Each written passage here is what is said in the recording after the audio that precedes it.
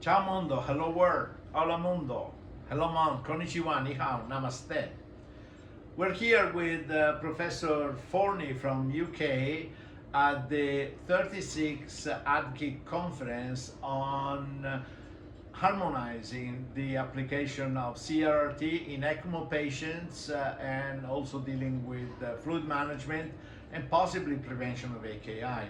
This occurs after the International Vicenza course on CRRT and critical care nephrology, and in particular Professor Forni and his group have been dealing with work group 5, which title is? Well, it's a fairly broad church, Claudio. So we were tasked to examine pharmacokinetics and pharmacodynamics and drug interactions during extracorporeal circuit use. Not only that, we were looking at immunomodulation, we were looking at use of extracorporeal blood purification techniques, as well as the use of biomarkers. And this in patients with ECMO? Absolutely, yeah, with ECMO and ECMO in association with RRT. So the challenges are to correctly apply CRRT and also potentially hemoabsorption and other new techniques? That's right, to identify patients that would benefit from that, and certainly that's a field of great interest, and also particularly with therapeutics to make sure that patients receive adequate drug dosing, and that's in circuits with or without blood purification, of course. Sure. And what is the main take-home message from your group that you think will be summarized in the manuscript? So I think in the main that biomarkers, not only so-called novel biomarkers, but normally clinically applied factors may be used to predict the need for renal replacement therapy. That may well be something. And then also to highlight, unfortunately, the amount of research that needs to be done in terms of drug pharmacokinetics and dynamics.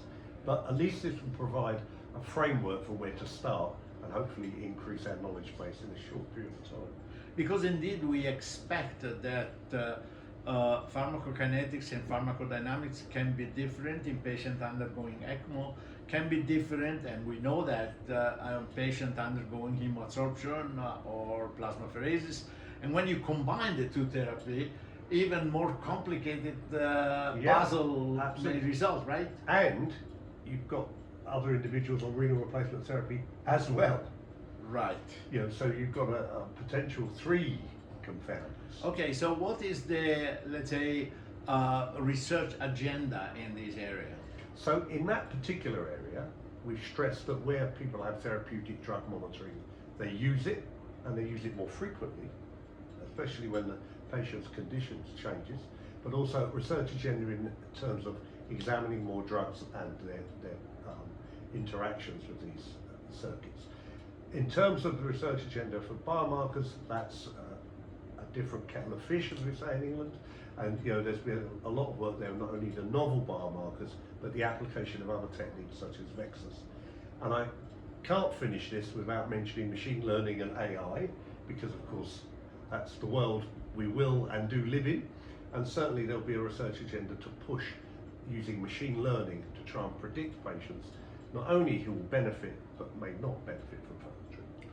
So excellent, thank you very much for joining today. Cappuccino from Asiago, Italy, with Professor Forni, and have a wonderful day. Excellent.